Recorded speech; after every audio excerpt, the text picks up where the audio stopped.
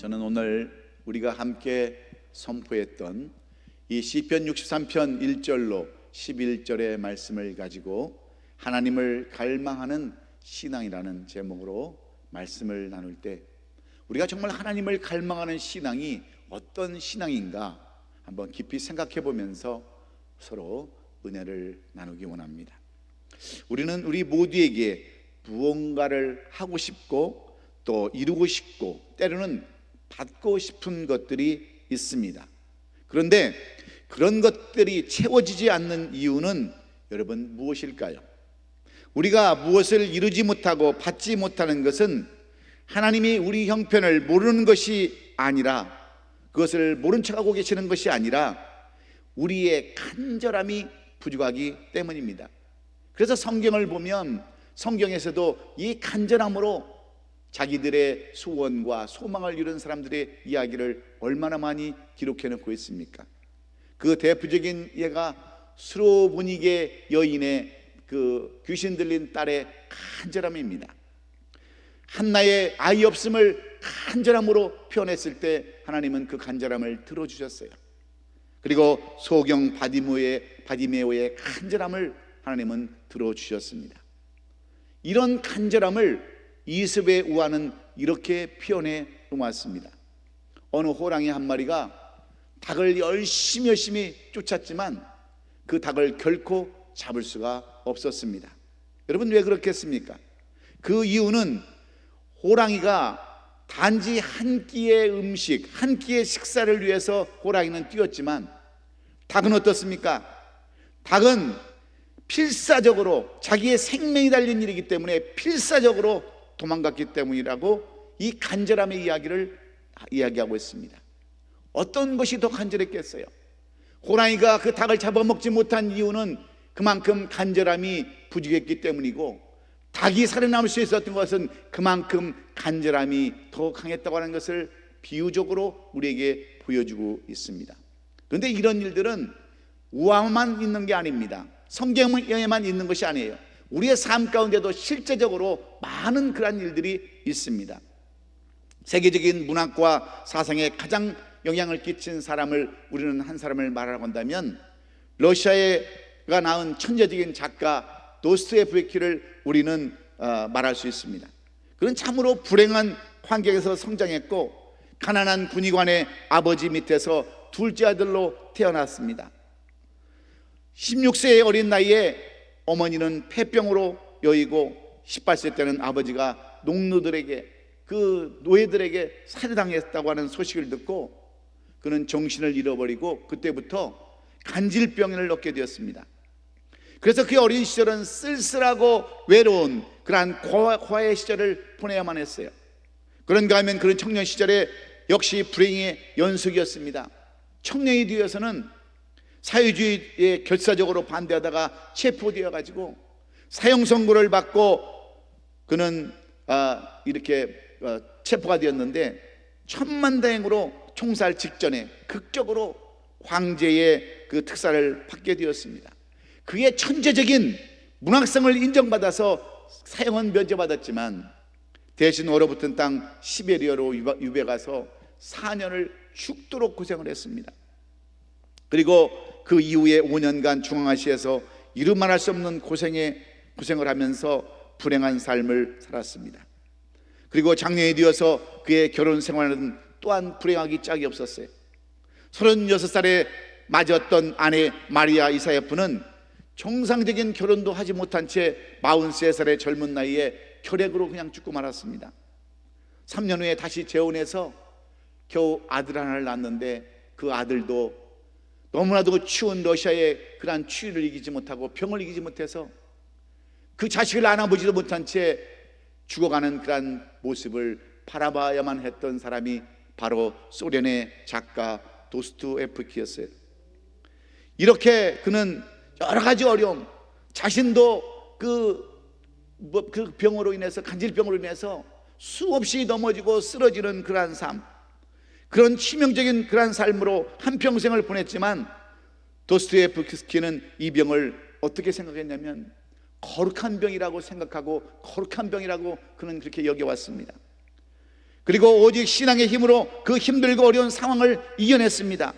그는 오히려 고난받고 고통을 받는 만큼 그만큼 더 신앙이 빛이 나서 마침내 그는 그 고통을 신앙적 안목으로 보면서 평생 질병과 싸우다가 작품을 썼는데, 그 작품들이 바로 분신이라는 작품이요, 백야라고 하는 그러한 작품들을 보면은 그 소설 속에 불행한 사람들의 심리를 자세하게 이렇게 묘사했습니다. 바로 이 도스토옙스키의 그 삶을 그대로 거기다가 옮겨놓고 그 사람의 마음을 그대로 거기다가 적어놨어요. 그 후에 1866년에는 불의의 명작이었던 죄와 벌을 썼고, 1880년에는 까르조마스프의 형제들이라고 하는 그 명작을 남기게 되었는데, 그가 이렇게 위대한 작품들을 남길 수 있었던 것은 여러분 무엇 때문이었을까요? 끝없는 그의 갈망, 하나님을 갈망하는 신앙과 포기하지 않는 그런 신앙으로 인해서 그는 이렇게 주옥 같은 작품들을 남기고, 오늘날 우리가 그 소설들을 읽으면서 많은 감동을 받고 교훈을 받게 되는 것입니다. 여러분, 얼마나 자유에 대한 간절함이 있었으면 그는 하나님에 대한 신앙을 포기하지 않고 끝까지 그렇게 믿음으로 나갈 수 있었겠습니까? 우리가 잘 아는 소설 그 책 가운데 이런 유명한 작은 적들 앞에서라고 하는 유명한 책이 하나 있어요.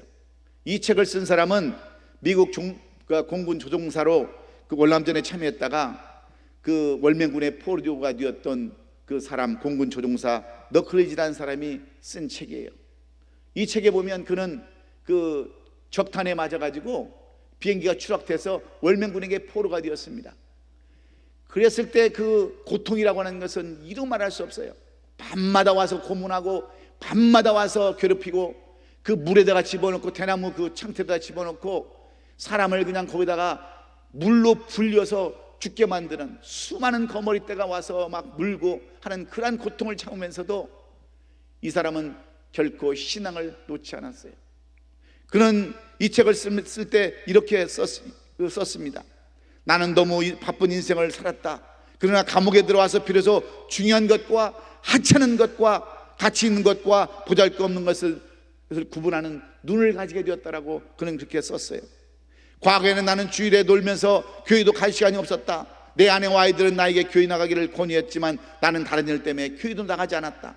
그러나 지금 죽음의 냄새가 온통 내 주위를 가득 채우고 있는 이때에 나에게는 영혼의 양식에 대한 굶주림이 내 육체의 양식에 대한 굶주림보다 더 갈급한 것을 깨달았다고 하면서 그 영혼의 갈급함, 영혼에 대한 간절함, 이것을 그 적들 앞에서라는 책으로 그대로 써놓았어요. 얼마나 이 자유가 그리웠고 얼마나 자유가 간절했으면 그는 풀려나서 적들의 앞에서라고 하는 이 책으로 담대하게 하나님 앞에 그의 신앙을 고백하면서 나는 이렇게 살아나올 수 있었다라고, 나는 이러한 고통에서 이길 수 있었다라고 이렇게 고백하고 있습니다. 사랑하는 성도 여러분, 오늘 이 본문의 말씀도 마찬가지입니다. 대부분의 사람들은 자기가 나름대로 갈망하는 것으로 살아갑니다. 어느 사람은 공부에 대한 갈망으로 살아가고요, 어떤 사람은 물질에 대한 갈망으로 살아가고, 어떤 사람은 명예에 대한 갈망으로 살아가고, 어떤 사람들은 행복에 대한 갈망으로 살아가기도 하는데, 이 본문의 다윗은 이러한 육적인 그런 갈망이 아니라 또 다른 갈망이 있습니다. 그것은 하나님에 대한 갈망이었어요. 오늘 본문 1절에 다윗은 이렇게 고백을 하죠. 하나님이여, 주는 나의 하나님이시라. 내가 간절히 주를 찾되 물이 없어 마르고 황폐한 땅에서 내 영혼이 주를 갈망하며 내 육체가 주를 앙망하나이다 라고 이렇게 고백을 했어요. 다윗은 하나님에 대한 갈망이 다른 사람들과 너무나도 다른 그런 갈망으로 지금 주님 앞에 호소하고 있는 것입니다. 다윗이 이러한 갈망의 이야기를 할 때 그때가 여러분 언제입니까? 다윗 왕의 셋째 아들인 압살롬이 아버지를 배반하고 반역하고 반란을 일으키자 다윗은 예루살렘을 떠나서 유다 광야로 피신을 해야만 했어요. 신발도 제대로 신지 않고 아들이 반역해서 군대를 일으켜가지고 자기의 그 처들을 다 죽이고 간음을 하고, 그럴 때 여러분, 다윗은 눈물을 흘리면서 신발도 신지 않고 유대 광야로 도망갔을 때 그 심정을 오늘 이 본문에다 기록해 놓은 거예요. 여러분, 그 심정을 한번 생각해 보세요. 자기 아들이 아버지를 배신하고 그 아버지를 죽이고 대신 왕의 자리로 올려가려고 하는 그러한 모습들을 보면서 다윗이 얼마나 고통스럽고 얼마나 슬픔이 찾아오고 그의 온 인격과 삶을 지배하고 있을 때 이 본문을 썼다고 하는 거예요. 인간의 어른은 표현할 수 없는 그런 참담한 고통의 시간을 만났을 때 다윗 자신이 이렇게 갈망하고 있다라고 표현해 놓은 겁니다. 마치 사냥꾼의 쫓기는 사슴처럼 고백을 하는데, 첫째는 뭐예요? 물이 없어서라고 고백을 합니다. 여러분, 사람도 짐승도 물이 없으면 살 수가 없습니다. 물이 없으면 사람도 짐승도 살아갈 수가 없어요. 그런데 생명을 살리는 소중한 물이 없다고 하는 거예요. 그래서 죽을 수밖에 없다고 하는 그러한 곤고함을 여기서 표현하고 있는데, 여러분은 이 목이 마른 것 때문에 한번 고생해 본 적이 있으십니까? 저는 79년도 미국에 오기 전에 친구들이 이제 미국 간다고 저를 무작정 데리고 나갔어요. 그래서 강원도 저 원주까지 이렇게 기차를 타고 갔는데, 무슨 우리가 뭐 준비하고 간 것이 아니라 그냥 다 떠난 거예요. 한 8명이서 강원도 원주에 갔는데, 원주에는 유명한 치악산이 있습니다. 신발도 여러분 등산화를 신지 않고 일반 그냥 구두를 신고 갔는데, 어느 친구가 이왕 여기까지 왔으니까 치악산을 한번 올라가자는 거예요. 1월 달에. 그래서 치악산을 올라가는데, 이 길가에 보니까 동네 아줌마들이 머루주도 팔고 막걸리도 팔고 뭐 이렇게 빈대떡도 파는데, 아침 일찍 일어나서 빈속에다가 막걸리 먹고 거기다가 뭐 동동주 먹고 뭐 달래주 먹고 그러다가 취해가지고 비틀비틀하면서 그 치악산을 올라가는 거예요.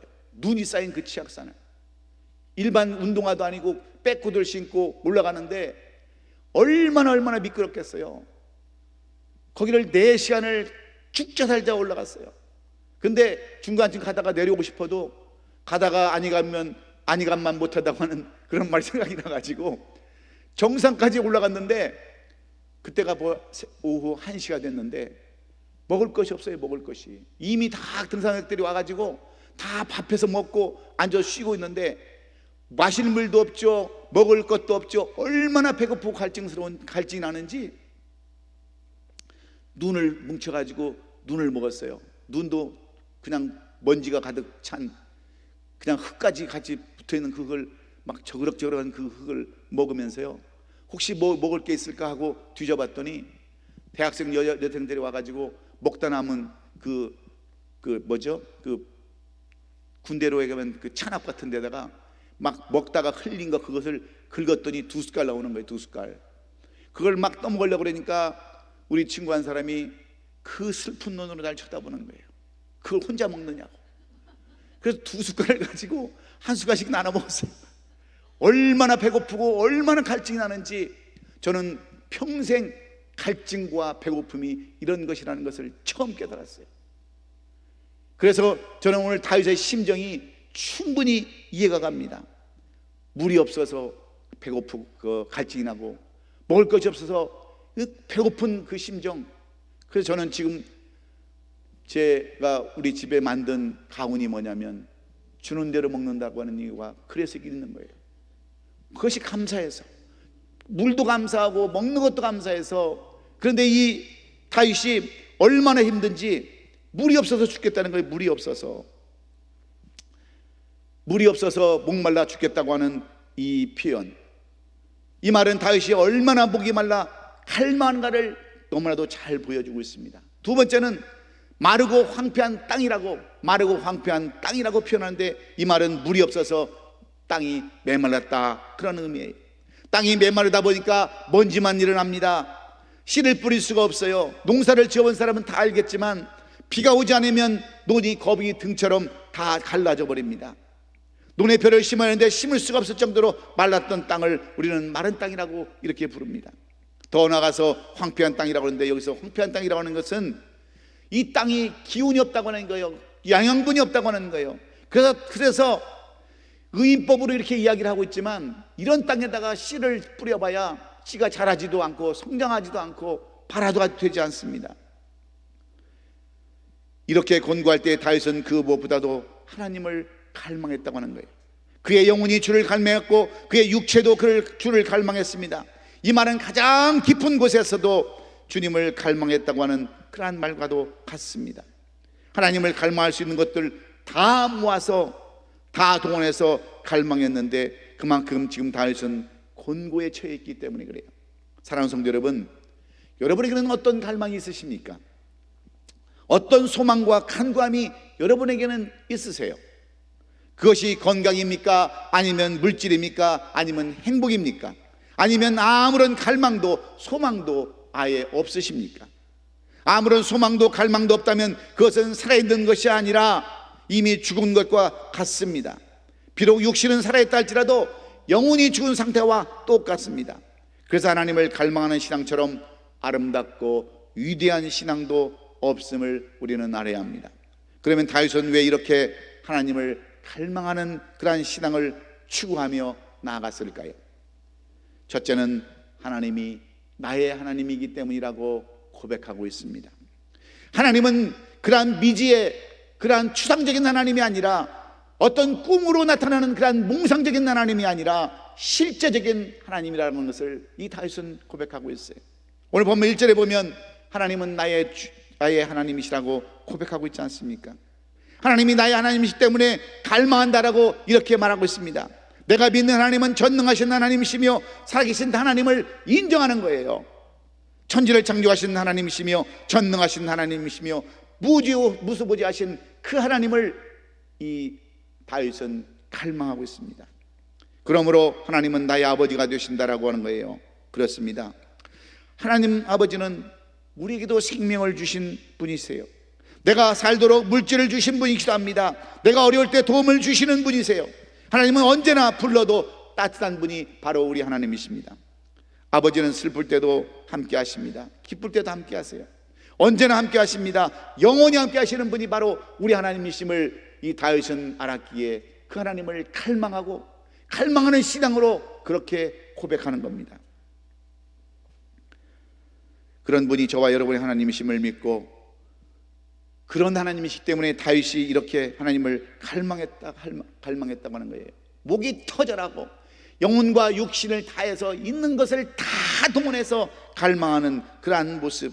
그래서 우리도 그런 하나님을 갈망하며 찾아야 되는 줄로 믿습니다. 오늘 본문 7절에 보면은요, 뭐라고 얘기합니까? 주는 나의 도움이라고 말씀하고 있습니다. 주는 나의 도움이라고. 그런 도움이라고 말씀하고 있는데 왜 그래요?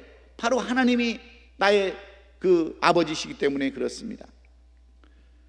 그래서 성경 이사야서 40장 30절로 31절은요, 오직 여호와를 앙망하는 자는 샘을 얻으리니 독수리가 날개치며 올라감 같을 것이요 다른 박질하여도 피곤한 곤비치 아니하겠고 걸어가도 피곤치 아니하리라 말씀하고 있습니다. 하나님을 앙망하는 사람, 하나님을 기다리는 사람, 하나님을 의지하는 사람은 하나님께서 독수리에게 힘을 주듯이 그런 힘을 주신다는 겁니다. 앞을 향해 가도록 만들어 주실 뿐만 아니라 주를 바라보는 사람은 결코 수치를 당하지 않는다라고 말씀하고 있기에 우리 모두 다 이런 하나님을 바라보시면서, 이런 아버지를 바라보시면서 이 마지막 한 해 12월을 보낼 수 있기를 예수님의 이름으로 축원합니다. 미국의 39대 대통령이었던 카터 대통령은 그의 자서전에서 나는 인생의 위기를 당할 때에 3가지의 방법을 택했다라고 그렇게 자기 자서전에 써놨습니다. 첫째는 자기 성찰이요, 2번째는 상황 분석이며 3번째는 기도했다라고 그렇게 써놨습니다. 그는 최후 선택은 하나님 앞에 간절히 기도하는 것이라고 그렇게 말하고 있습니다. 맞습니다.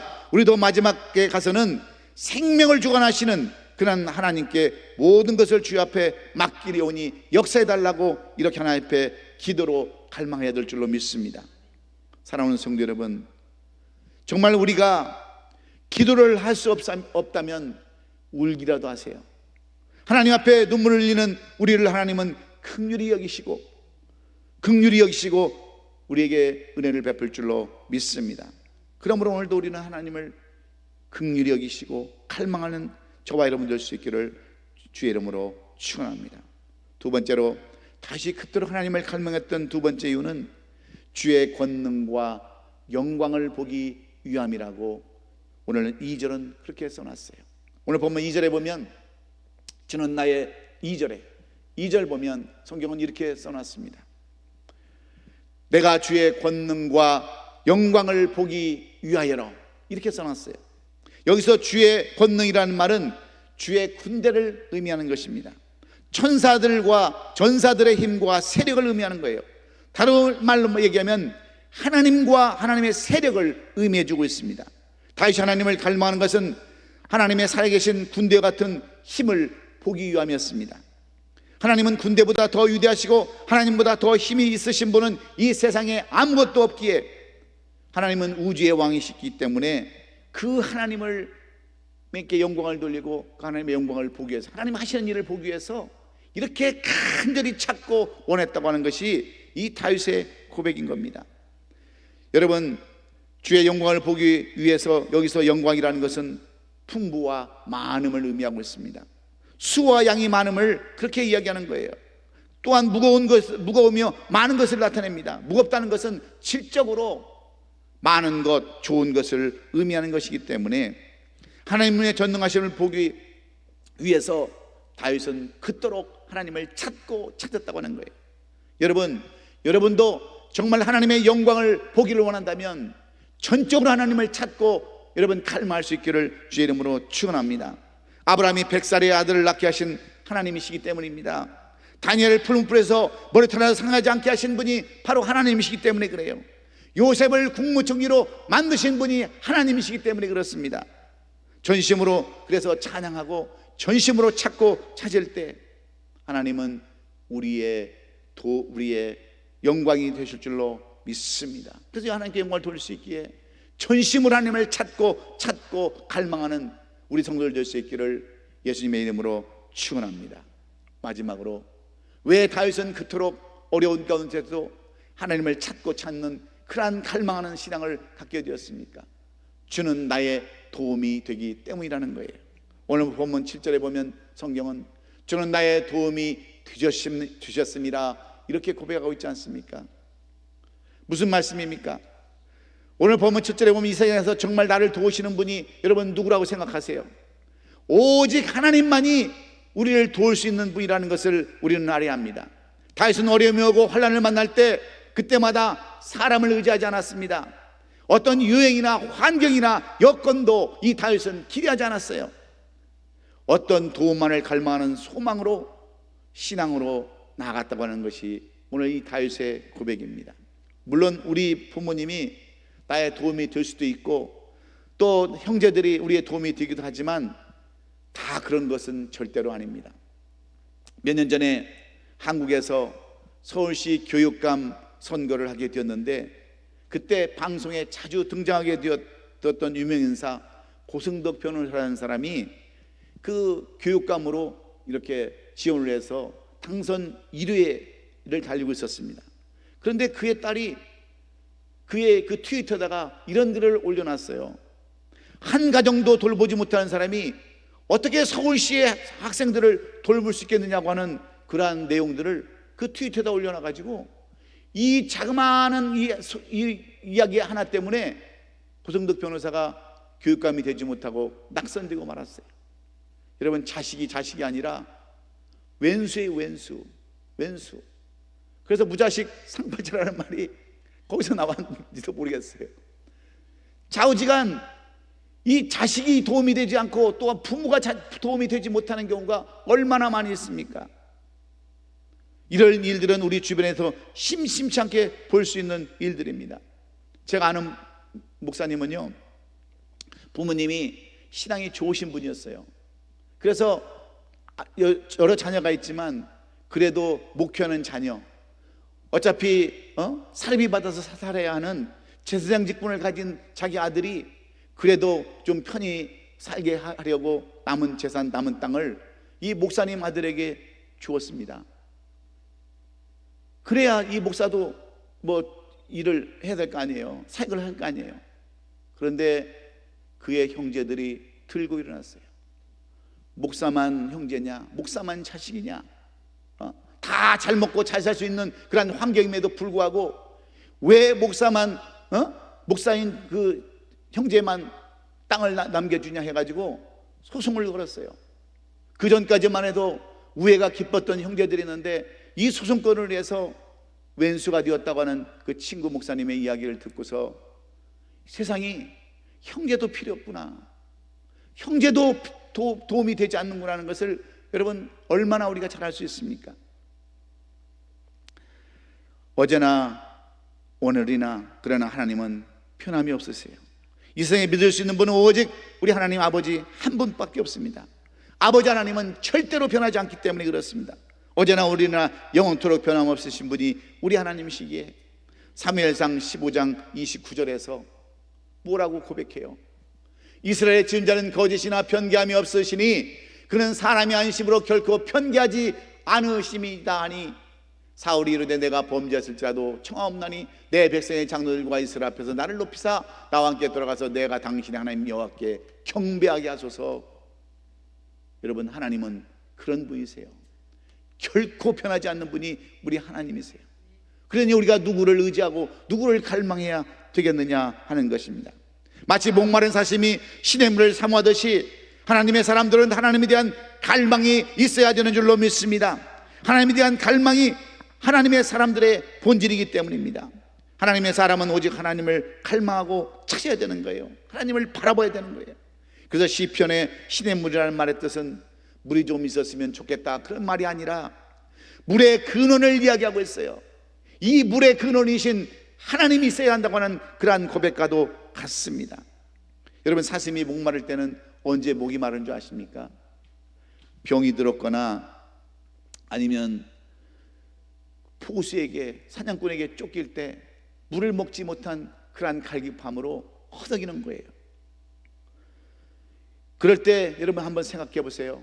얼마나 그 물이 그리웠으면 헛떡이면서 그 물을 찾는 그 사슴의 심정. 그런데 하나님의 사람은 어때요? 하나님의 사람은 이 병든 시대를 보고 하나님을 갈망해야 되는데 여러분, 성경대로 살지 못하면서 사는 우리 사람들이 얼마나 많이 있습니까? 저는 이 시대의 교회를 생각하면서 새벽마다 눈물로 소망하고 갈망하는 것이 있어요. 우리 성도들만이라도 이 시대에 물들지 않는, 그리고 도저히 흐르는 시냇물처럼 수십 년 동안 자기 자리를 지키면서 우뚝 서 있는 한 구리의 청청한 소나무처럼 오직 하나님만으로 만족하는 하나님이 되어달라, 하나님의 사람들이 되어달라고 저는 아침마다 그렇게 우리 한 사람 한 사람을 성도님들, 우리 장로님들, 권사님들 놓고 그렇게 기도하고 있습니다. 그런데 오늘 이 시대의 모습은 여러분 어때요? 육신적으로는 배가 부르고 더 많이 가지지 못해서 남을 빼앗는 그런 암흑의 시대가 바로 오늘 이 시대, 우리가 살아가는 시대입니다. 그런 시대가 우리 지금 살고 있는 우리 시대 아니에요? 얼마 전 뉴스에 보니까 떼강도들이 대낮에, 벌건 대낮에 명품점을 다 털어가도 누구 하나 말 못하는 그러한 희한한 세상에서 지금 우리는 살고 있습니다. 아니, 하나님의 것도 내 것처럼 다 여기고 살아갑니다. 그러면서도 마음에는 양심도 없고요, 죄스러운 감정도 없는 그러한 시대에 우리는 지금 살고 있어요. 그러니 어찌 안타까운 마음이 들지 않겠으며 어찌 여러분 눈물이 마르지 않을 수 있겠습니까? 오늘 본문에 기록된 것처럼 내가 나의 침상에서 주를 기억하며 밤중에 주를 묵상할 때에 하오리니 하면서 고백했던 것처럼 우리는 갈망함이 있어야 합니다.